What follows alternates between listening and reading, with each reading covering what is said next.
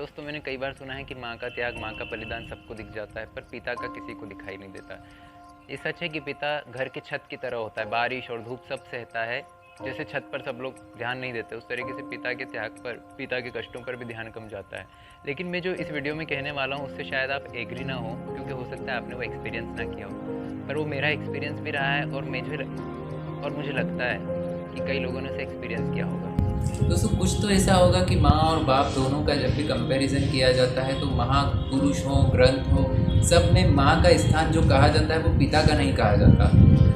माँ को सर्वोच्च स्थान दिया जाता है, पिता की भी प्रशंसा की जाती है, पर माँ को ही सर्वोच्च स्थान दिया जाता है। दोनों में कुछ तो ऐसा होगा जो अलग अलग होगा। दोस्तों वो चीज़ है धैर्य।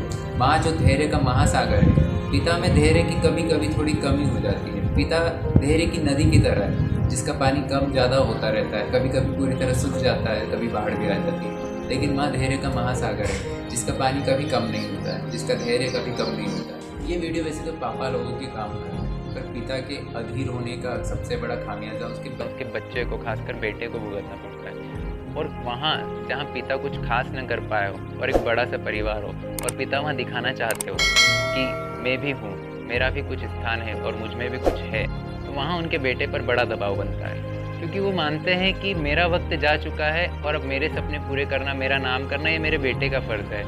मेरा नाम करेगा रोशन जग में मेरा राज दूल्हा। देखिए, उम्मीद करना ठीक है, पर अपेक्षा नहीं। मेरा एक सवाल है, क्या आपने आपके पिता के सारे सपने पूरे किए हैं? क्या आपकी कुछ वजह नहीं रही जिसके कारण आप चाहते हो भी कुछ कर नहीं पाए? क्या आपके बेटे के साथ वो ऐसी वजह नहीं हो सकती? क्या उसे कुछ समस्या नहीं हो सकती? लेकिन जितना बड़ा पेड़ बनता है उतना ज़्यादा समय भी तो लगता है।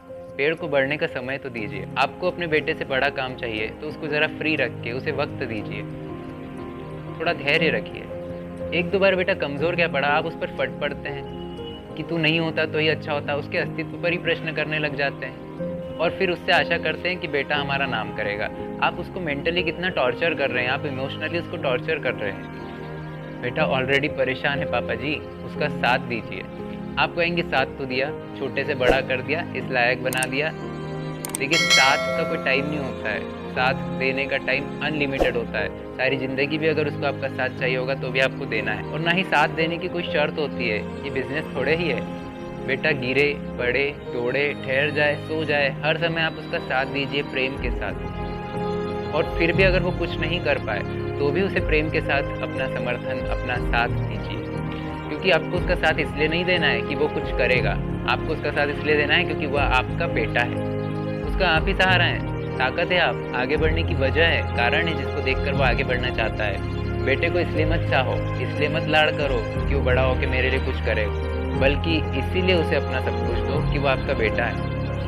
और कुछ लोग कहते हैं हमने बहुत साथ लगाया, इसके ऊपर बहुत पैसा खर्च किया। तो देखिए, साथ देने का मतलब पैसा लगाना ही नहीं होता है। पैसा आपने लगाया, लेकिन साथ देने का अर्थ है उसे भावनात्मक सपोर्ट दीजिए। आपके बेटे को इमोशनल सपोर्ट की ज़रूरत है। तो पिता अपना रोल प्ले करते हैं, लेकिन ज़रा उनमें धैर्य की कमी होती है तो वो उनके बेटे पर बड़ा भारी पड़ता है। तो आप सभी पिता लोगों से मेरा रिक्वेस्ट है कि आप अपने बच्चों को समझिए और उन्हें इमोशनली सपोर्ट कीजिए।